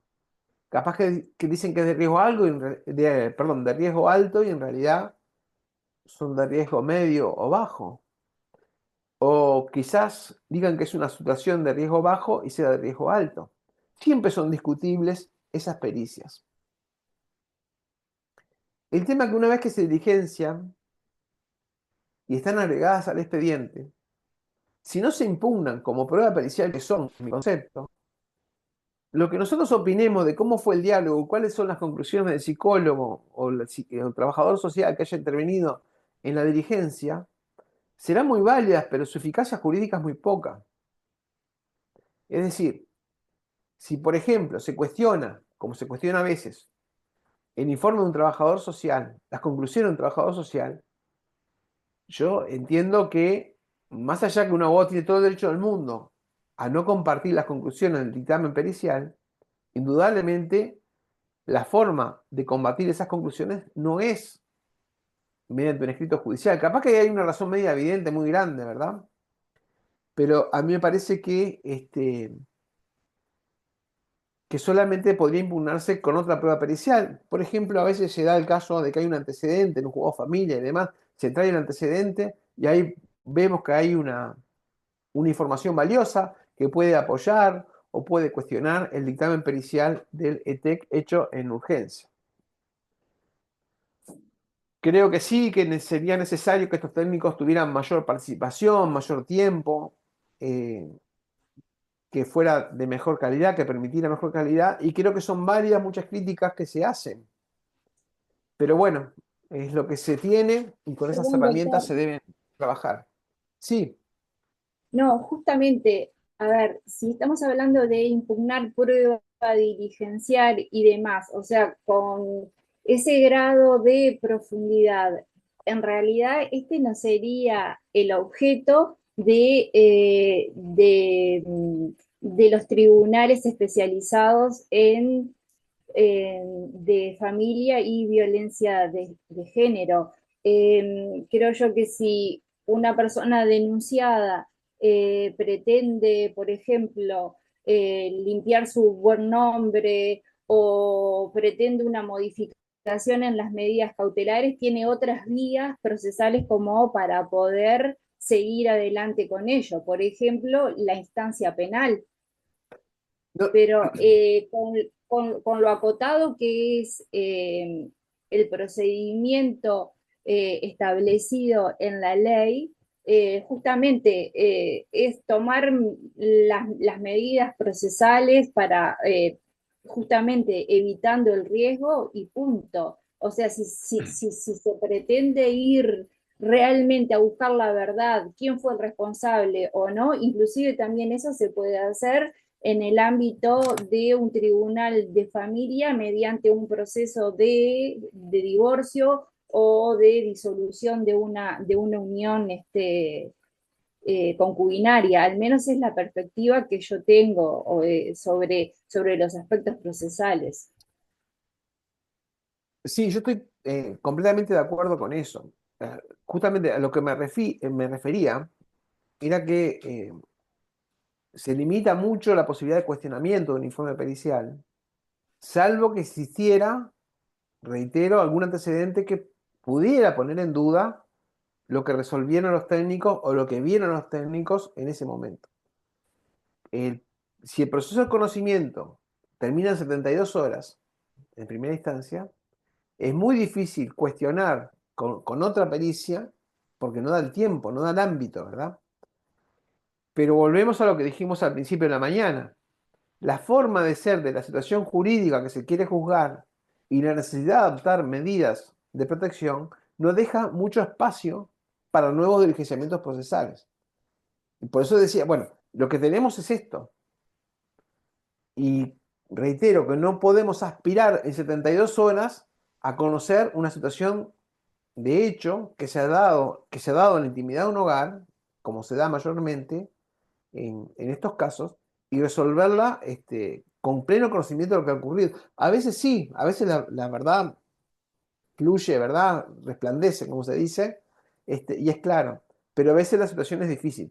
A lo que me refería es cómo se puede fundamentar en un agravio. Uno puede decir lo que quiera sobre las conclusiones de un trabajador social, pero nosotros como abogados entiendo que estamos limitados para cuestionar técnicamente lo que se resolvió. Capaz que podemos cuestionar eh, cómo que no se lo escuchó, por ejemplo, una parte, que no se lo quiso escuchar, bueno, impugnarlo de alguna manera. Pero me parece que las conclusiones en sí del informe pericial son muy difíciles de cuestionar a partir de cómo está realizado, ¿verdad? Y de ese espacio de tiempo breve. Eh, yo he visto francamente con satisfacción lo que está ocurriendo en muchísimos lugares del país, fundamentalmente donde ya hay juzgados especializados, por suerte, la posibilidad de que los niños tengan defensa desde el primer momento. Eh, También creo que hay un efecto residual de que muchos tribunales adoptan medidas de protección y recién después designan defensor al niño en caso de una apelación. Como siempre, debemos ceñirnos al texto legal y entiendo que es muy claro, y particularmente lo es porque lo era desde siempre, y particularmente lo es ahora más que claro que antes de adoptar esas resoluciones, los niños que van a ser afectados tengan defensa. Esa defensa me parece que es la gran garantía en una situación de personas que son víctimas como niños que son generalmente los hijos de la pareja, ¿verdad? Que tengan garantías de una solución acorde a derecho. La visión que pueda tener la defensa de un niño es insustituible. Es decir, esa posibilidad de comunicación que pueda tener un defensor antes de la audiencia no puede sustituirse con la mayor sagacidad que pueda tener un magistrado. Ya en el artículo 67, que establecía en la redacción original que se debía tener presente lo dispuesto en el artículo 8 del CNA, y el artículo 8 del CNA lo que dice con claridad es que antes de adoptarse una resolución debe consultarse la opinión del niño, y que para esa situación el tribunal debe designarle un defensor que lo asista, lo represente en la audiencia. A mí me parece entonces que eso fue ratificado por el actual artículo 35 de bis del Código de la Niñez y la Adolescencia, que está establecido por la Ley de Corresponsabilidad de Crianza, esa necesidad de designación antes de la audiencia, que exista ese contacto mínimo que pueda tener un defensor con los niños que van a ser afectados por la medida que se vaya a adoptar. Es una decisión del legislador uruguayo y no solo es legal, me parece absolutamente conveniente, que enriquece mucho la presencia de un defensor. Por suerte el país avanzó mucho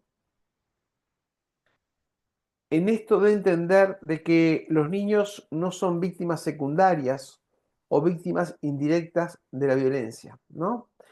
Creo que en ese sentido la ley de a poquito ha hecho carne en entender que cualquier niño o niña que se haya expuesto a la violencia contra la mujer a cuyo cargo estén, esos niños o niñas son víctimas directas de la violencia basada en género.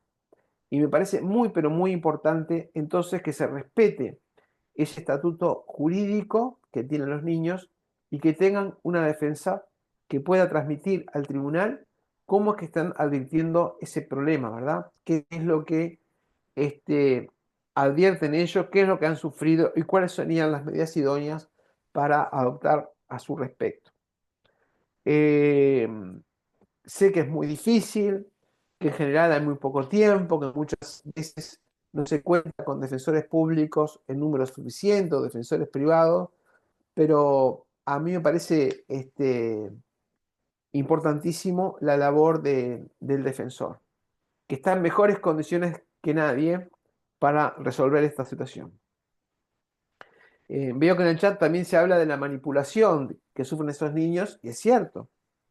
Hemos tenido manipulaciones tanto de hombres como de mujeres, de papás como de mamás, que se pueden detectar, pero es muy difícil para el tribunal detectarlas a tiempo y por eso la labor del defensor me parece que es fundamental. Recuerdo algunos casos de cartas dirigidas por los niños a las maestras porque advirtieron que había una denuncia falsa, por ejemplo, que después son hechas llegar al tribunal. Todo eso se puede evitar en base a una intervención oportuna de las defensas. Yo entiendo que la mayoría de las veces, inmensa mayoría de las veces, las denuncias reflejan situaciones de violencia basada en género que son reales y por lo tanto las medidas de protección son necesarias. Pero entiendo también que a veces hay denuncias, sobre todo que involucran a los niños, donde de pronto hay una exageración de un determinado hecho o una falsedad de determinado hecho.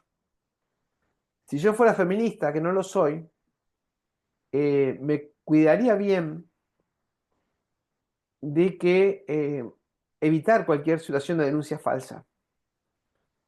Siempre recuerdo algo que ocurrió en el país que también me tuvo, digamos, trabajando, porque estuve trabajando en algo vinculado a ello, que fue la labor de la Comisión para la Paz. ¿Recuerdan que tenía que investigar qué había ocurrido con los desaparecidos en virtud de lo dispuesto en el artículo 1 de la Ley de Caducidad de la Protección Punitiva del Estado? Se conformó una comisión de muchas personas, una comisión de notables, que comenzaron la investigación y que llegaron a un informe final sobre cuál era la suerte de las personas desaparecidas en Uruguay. ¿Y qué pasó? Que esa comisión tuvo también muchas denuncias de personas que buscaban familiares desaparecidos que no tenían nada que ver con la situación política que había atravesado el Uruguay. Y la comisión rechazó esas denuncias, que de pronto perseguían, bueno, sí, averiguar qué había pasado con sus personas que estaban ausentes, o que perseguían, por ejemplo, recuerdo un caso concreto, ya les digo, yo tuve que trabajar vinculado a la comisión, casos concretos de herencias que no se podían solucionar porque había un heredero que no aparecía, no lo podían ubicar. Entonces había un interés económico de ubicar a ese heredero y se quiso utilizar la, el mecanismo de la Comisión para la Paz para averiguar y para obtener un rédito. ¿Alguien podría entender de que esa Comisión para la Paz no estaba respetando los derechos humanos de esa denuncia, que era cierta? Yo creo que no. Indudablemente que la Comisión para la Paz debía centrarse en el cometido específico. Había existido un problema político en el país, se habían tomado decisiones por parte del Estado y había un montón de gente que no sabía qué había pasado con ella. Y bueno, se enfocaron en eso. Bueno, esto es lo mismo. Por eso decía, si yo fuera feminista, que no lo soy, pero soy consciente que existen situaciones de violencia basada en género, yo quiero que esta ley se aplique y que se aplique con genuinidad. No sé si existe el término, lo acabo de inventar. Que sean genuinos, que las situaciones de violencia sean genuinas y no cualquier cosa pueda tener el andamiento por esta ley. Por eso me parece importante, sobre todo en cuanto a los hijos, la presencia del defensor. Para evitar, creo que es una ínfima minoría de casos, para evitar una denuncia falsa o una manipulación para obtener un beneficio con respecto a los hijos y que los hijos queden rehenes de toda esta situación. Eh, Acá me pregunta si hay bases científicas.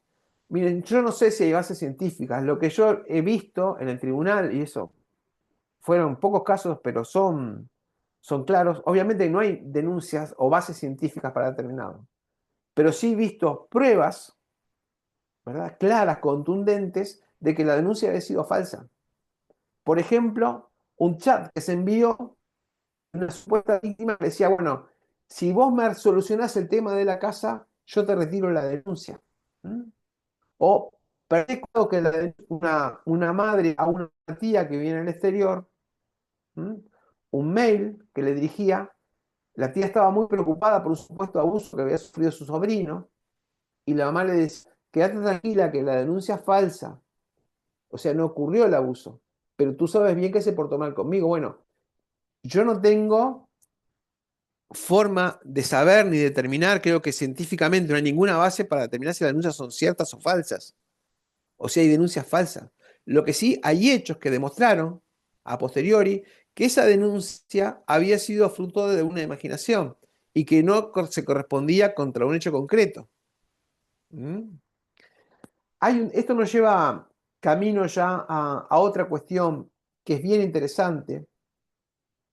Reitero, perdón, porque lo quiero aclarar para no quedar como insensible. Eh, a mí me parece que la inmensa mayoría de las denuncias que se presentan son auténticas, pero sí entiendo que no se debe cerrar el camino a la posibilidad de denuncias falsas, que las hay. La hemos visto, rotundamente la hemos visto y comprobado. O sea, y por eso hice todo el ejemplo de la Comisión para la Paz. Debemos, incluso las personas que nos preocupan mucho esta situación de violencia de género, ser exigentes en no admitir cualquier cosa. Y lo que es falso, decirlo. Decirlo, esto es falso. Porque eso es lo que le da legitimidad al sistema. ¿Mm? No, lo que les decía, que a mí me parece que hay algo importante a tener en cuenta en base a una posibilidad de una modificación futura de la ley, es este principio de que a las víctimas hay que creerles, que existe este principio, y pienso que es un principio muy útil. Ahora, ¿quién es que debe creerle y cuál es la oportunidad de creerle a la víctima? Para mí, una modificación de la ley en beneficio de las víctimas tendría que ir un poco ayornándose a lo que es el derecho comparado, en que los estados sí le deben creer a la víctima. Es decir, una mujer va y denuncia ante una oficina de la policía o ante una oficina del MIDE, lo que sea, que está sufriendo violencia basada en género. Esa autoridad administrativa, la policía, un funcionario del MIDE, lo que sea, no puede decirle, pero será cierto eso, no, le tiene que creer. Ahí surge el principio, a la víctima hay que creerle. ¿Mm? El Estado, un policía, no le puede poner en duda la palabra de una persona que está denunciando, ¿verdad? Porque sería impedirle el acceso a la justicia. Le tiene que creer. ¿Mm? Es lo que ocurre en el mundo anglosajón. Cualquier persona presenta una denuncia basada en género, la autoridad administrativa inmediatamente le tiene que prestar apoyo y no cuestionar en absoluto. El tema es cuando esa premisa se traslada al sistema de justicia, que es lo que nos hace un gran ruido. Los jueces, ¿le debemos creer a las víctimas? Creo que hay una etapa anterior. ¿La víctima es realmente víctima? Me parece que es bien distinta la situación en que está un órgano del Estado que es parcial y se tiene que poner a favor de la víctima, con un órgano del Estado cuya esencia es la imparcialidad. Eso es lo que crea este ruido, ¿verdad? Que nos ocupa ahora en la mañana y que ese es el continuo dilema. Quiero recordar que el Comité CEDAW, si ustedes van repasando todas las recomendaciones, particularmente las que refieren al proceso, continuamente establece una premisa básica de trabajo de los tribunales que dice, más o menos, palabra más, palabra menos, pero lo reitera muchas veces. La mujer tiene derecho a acceder a un sistema de justicia imparcial, donde todos los componentes sean imparciales. No podemos acusar de machista al Comité CEDAW de Naciones Unidas. Lo que está reclamando es la justicia que sea imparcial. El tema está que el sistema legal uruguayo hace reunir en el tribunal dos condiciones. Primero, no dejar desamparado a la mujer, creerle a la víctima. Segundo, juzgar si la denuncia es cierta o no. Eso provoca un ruido que ningún funcionario lo puede solucionar. No existe tal pirueta psicológica en que uno se pueda acomodar fácilmente. Pasaba en el antiguo proceso penal. ¿De qué tenía responsabilidad el juez? De perseguir los delitos. ¿Cuál es la segunda responsabilidad? Ser imparcial al juzgar los delitos. Y eso provocaba que en Uruguay no existían sentencias absolutorias. Todo el mundo que era procesado, es decir, sometido a un proceso penal, terminaba preso, condenado. Era muy difícil que un tribunal uruguayo penal absolviera algo, si era el mismo tribunal que lo había procesado. ¿Mm? Bueno, acá es el mismo dilema que creo que genera esa desconfianza. Como posibles soluciones, lo que siempre hemos postulado es que la mujer tendría que tener un mejor derecho a acceso a la justicia que no pasa porque el tribunal le tenga que creer todo o que tenga que adoptar medidas, ¿verdad?, en base a ese principio de la víctima no miente. Yo entiendo que el Uruguay lo que tiene que desarrollar son oficinas multidisciplinarias que apoyen a la mujer, a través de las cuales la mujer se sienta realmente fuerte cuando sufre violencia basada en género, y que esa parte ya conformada no solo por la mujer, sino por una poderosa defensa, sea la que pida medidas. ¿Mm? Y que el juez, sí, el tribunal puede perfectamente, en base al principio de precaución, adoptar medidas de precaución. Pero quitar esa presencialidad del juez que prácticamente hace todo, de que recibe la llamada, es el responsable de imponer esas medidas. ¿Mm? Es muy diferente si lográramos tener equipos, sería mucho más barato además. Incluso yo me animo a sostener que muchas veces no sería ni siquiera necesaria la presencia de la mujer en persona en el propio tribunal. Uno tiene la sensación, en base a haber visto miles de procesos de este tipo, que ni siquiera la mujer que obtiene medidas se va conforme del juzgado. Pasar por el juzgado en las condiciones actuales, en cómo se tramitan estos juicios, a mí me parece que es altamente victimizante. Basta darse una vuelta por los juzgados de violencia basada en género, por mejor voluntad que pongan los jueces, que me constan que tratan de poner la mejor voluntad. Pasar por un juzgado de violencia basada en género para una mujer víctima de violencia es una experiencia que se la regalo a cualquiera. Es decir, se sufre en el sistema. Distinto sería si el contacto con el sistema fuera a través de una oficina que esté pensada en creerle a esa víctima y pensada en desarrollar actuaciones ante el tribunal que de pronto no necesariamente requieren la presencia de la mujer ante el tribunal. Uno tiene la sensación de que muchas mujeres, creo que la inmensa mayoría, estadísticamente, acuden a la Defensoría Pública. Y eso tiene la triste realidad, que me parece que es completamente agresiva a sus derechos, que la primera persona que conoce a la mujer, aparte del funcionario de baranda del juzgado, es el juez. Y que frente a ese juez tiene que empezar a brindar una declaración donde va a tener que testimoniar o hablar de hechos que son absolutamente dolorosos frente a una persona que le es extraño y que aparte tiene toda la figura institucional de lo que es un juez y demás, ¿verdad?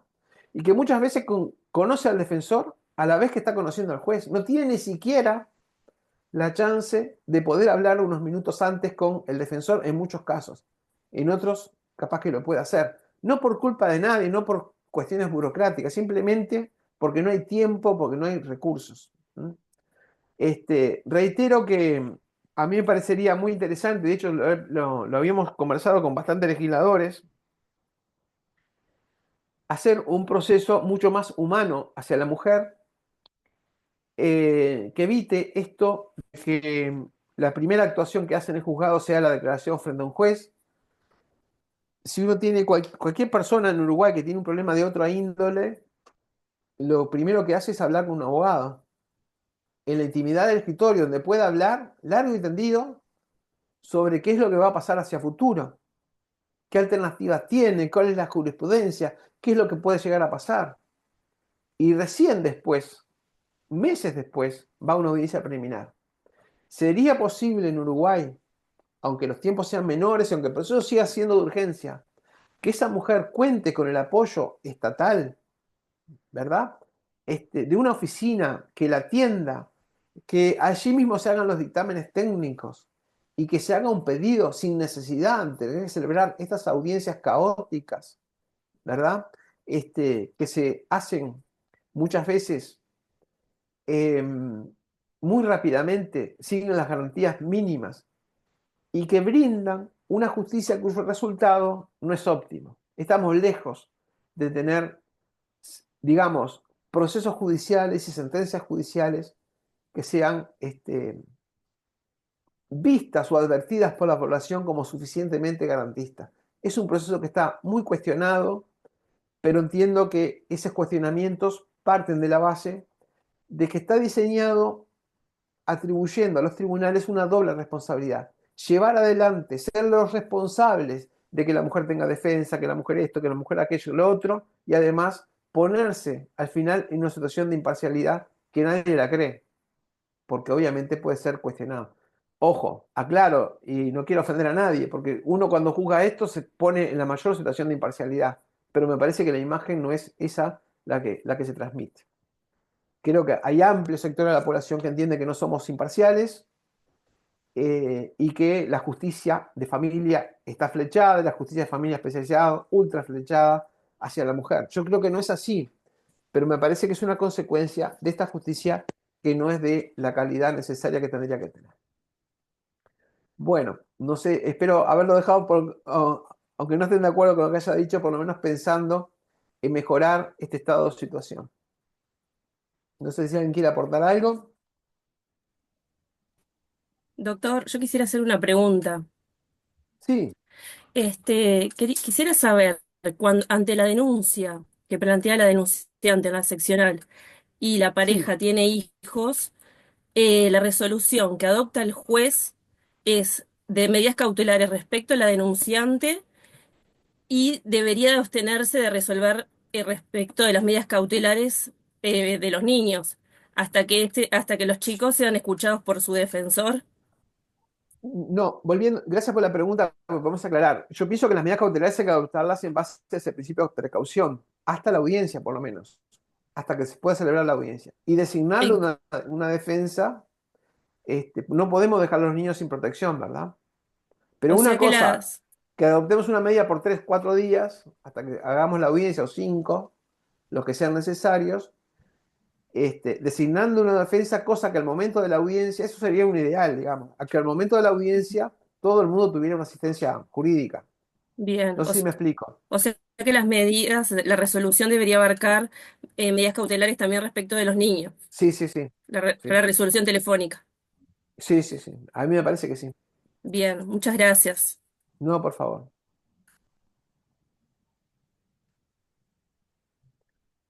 Bueno, si no hay más Más consultas. preguntas, Nadia. Sí, si no hay más consultas, le agradecemos al doctor por la exposición, excelente como siempre, y a todos los participantes y los invitamos para la semana próxima en la actividad prevista. Muchas gracias y buen día Bueno, para muchas todos. gracias de mi parte. buena jornada en lo que queda, buen fin de semana y nos vemos en unos días. Muchas Muchas gracias. gracias. igual. Gracias, doctor.